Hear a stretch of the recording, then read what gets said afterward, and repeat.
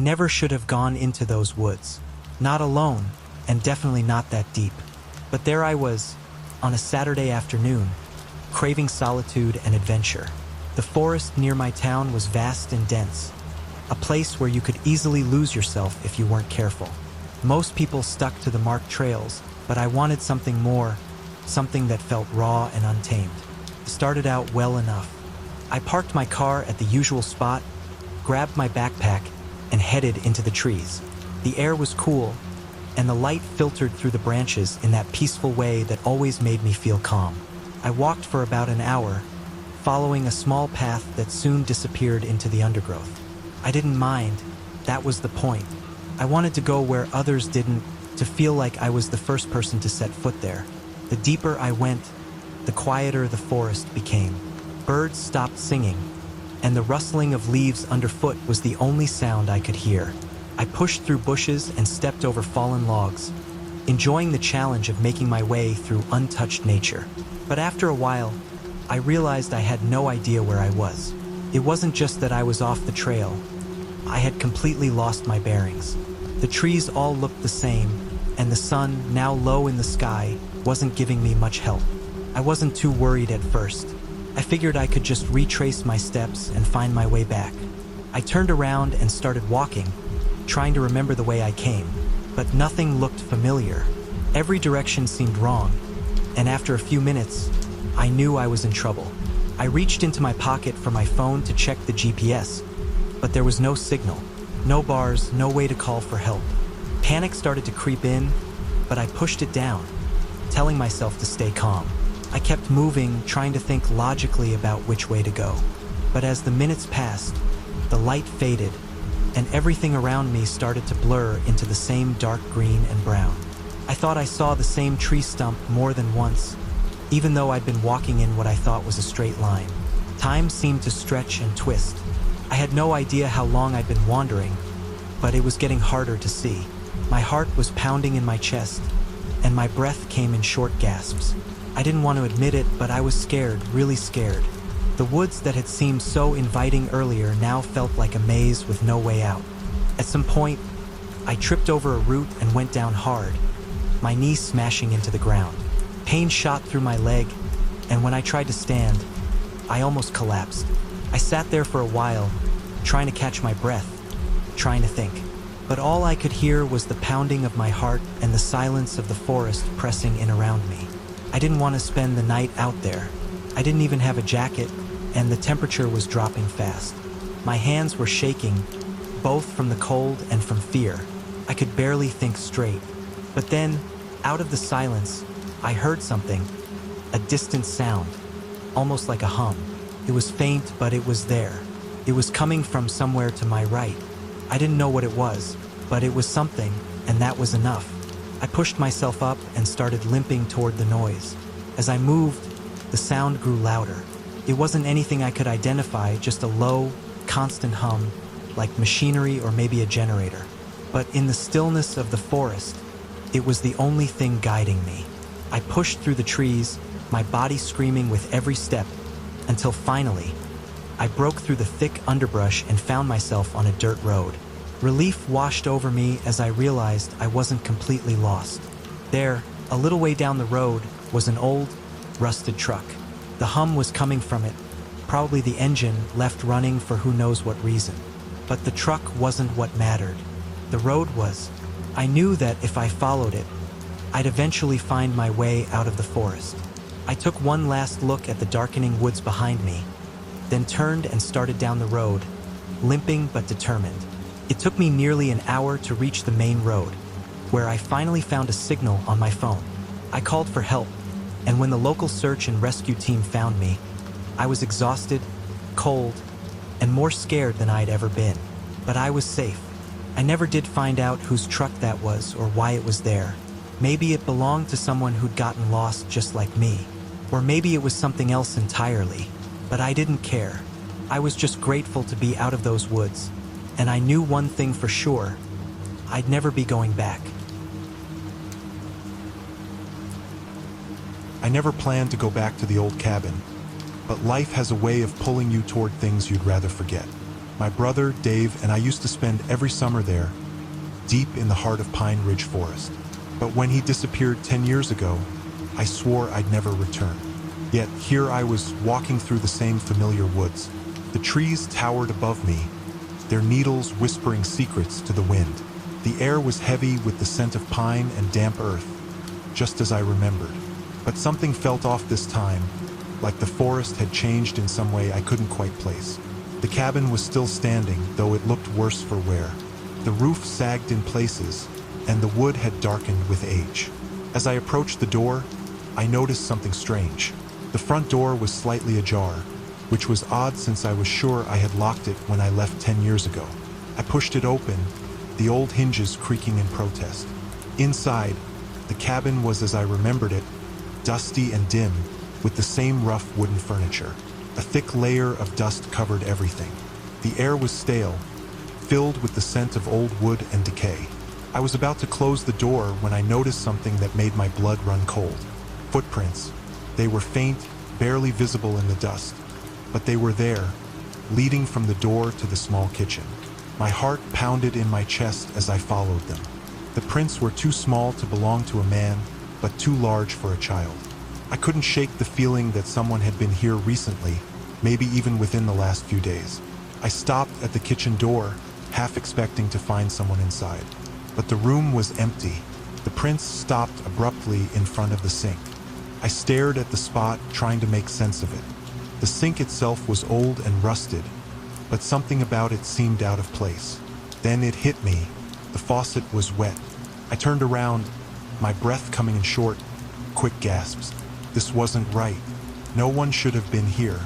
I backed out of the kitchen, my eyes darting around the cabin, searching for any sign of who or what might have been here. But the place was still almost eerily so. The only sound was the wind whispering through the trees outside. I decided to leave. I should never have come back. The memories, the loss, it was all too much. But as I reached for the door, I heard something, a faint rustling, like fabric brushing against wood. I froze, straining to listen. The sound was coming from the small bedroom at the back of the cabin. I had to know. I couldn't leave without checking, even though every instinct screamed at me to run. I walked slowly to the bedroom door and pushed it open. The room was as I remembered it, with two old beds pushed up against opposite walls. But the bed on the right, the one Dave used to sleep in, was disturbed. The blanket was rumpled, and the pillow had a slight indentation, as if someone had recently laid their head there. My mouth went dry. I backed out of the room, my hands shaking. I had to get out of there. I turned to leave, but then I saw it, carved into the wooden doorframe right at eye level. My name, Mark, it said, the letters rough and jagged, as if carved in a hurry. My breath caught in my throat. No one should have known I was coming back here. No one could have known. I stumbled back, almost tripping over my own feet, and bolted for the door. I didn't stop running until I was well away from the cabin, deep into the forest. My mind raced, trying to make sense of what I had seen. There had to be an explanation. Someone had to be playing a trick on me, maybe some kids from the nearby town. But deep down, I knew that wasn't it. The forest was silent as I ran, the trees closing in around me. The path ahead blurred, my mind consumed with one terrifying thought. I was being watched. The feeling of eyes on me was overwhelming, pressing in from all sides. I finally broke free of the trees, gasping for breath, my heart pounding in my chest. I didn't stop until I was back in my car. The door slammed shut behind me. I locked the doors and sat there, shaking. As I drove away, I couldn't help but glance back at the trees. The shadows seemed to shift, and for a brief moment, I thought I saw a figure standing at the edge of the forest, watching me. I didn't go back to the cabin after that. Some memories are better left buried, and some places, once you leave them, you should never return. I never thought of myself as the kind of person who would get scared in the woods. Growing up in the countryside, I spent most of my childhood exploring forests, building forts, and pretending to be an adventurer. So when my friends suggested a weekend camping trip deep in the state forest, I was all in. We were all in our late 20s, looking to relive some of our youth before life got too serious. The group consisted of me, Steve, Jenny, and Mike. We'd known each other since high school, and despite our different paths in life, we always made time for these little trips. We arrived at the trailhead around midday on Friday. The sky was clear, the air crisp, and the forest stretched out before us like an inviting, green carpet. The first day went by smoothly. We hiked about 10 miles into the forest, set up camp by a small, tranquil lake, and spent the evening cooking over the fire and sharing stories. The laughter and comfort of being with old friends made me forget about the creeping darkness surrounding us. Eventually, we all crawled into our tents and fell asleep to the sounds of crickets and the occasional rustle of leaves. It was the next morning when things started to feel off. I woke up early, just as the sun was rising, and stepped out of my tent to stretch my legs. The others were still asleep, so I decided to take a short walk around the lake. As I made my way along the water's edge, I noticed something odd on the far side of the lake. There, between two large pine trees, was a figure. A man, standing completely still, just staring at me. At first, I thought it might be another hiker, but something about the way he stood there, without moving, gave me chills. He was too far away for me to see his face clearly, but I could tell he was wearing a dark jacket and a hat pulled low over his forehead. I waved, but he didn't respond. I waited a moment longer, then turned and hurried back to camp, feeling a bit silly for letting myself get spooked. Back at camp, I didn't mention the man to the others. We had breakfast, packed up our gear, and set out for the next leg of our hike. As we walked, I kept glancing over my shoulder, half expecting to see the man following us, but there was nothing, just trees and the occasional bird. By late afternoon, we reached a dense part of the forest where the trees were packed tightly together, blocking out most of the sunlight. It was darker, colder, and eerily quiet. We decided to set up camp again, not wanting to push ourselves too far in one day. As night fell, the unease I'd felt earlier returned. We sat around the fire, but the laughter from the night before was gone. Everyone seemed tense, though no one said anything. After dinner, I offered to gather more firewood, trying to shake the feeling that we were being watched. As I wandered deeper into the trees, I heard a twig snap behind me. I spun around, heart racing, but saw nothing. I told myself it was just an animal, probably a deer, and continued gathering wood. But the feeling of being watched grew stronger with every step. That's when I saw him again, the man. He was standing between two trees, just a few yards away this time, watching me. My breath caught in my throat. His face was still obscured by the shadow of his hat, but I could see his eyes now, cold, unblinking. He didn't move, didn't say a word. He just stood there, like he was waiting for something. I dropped the firewood and ran back to camp, my heart pounding in my chest. When I burst into the clearing, my friends looked at me with concern. "What's wrong?" Steve asked, but I couldn't find the words to explain. That night, none of us slept well. Every little sound made me jump. Every rustle of leaves outside the tent felt like it could be him. In the early hours of the morning, I finally drifted off, only to be jolted awake by a loud crash. It was followed by a scream, Jenny's scream.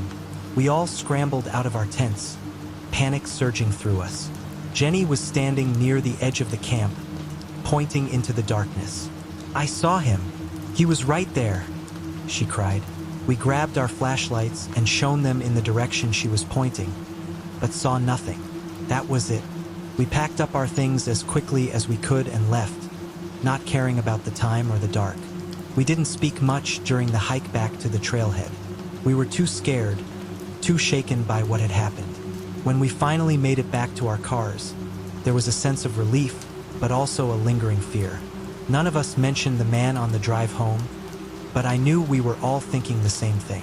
Whoever or whatever he was, he'd been watching us, and we had no idea why.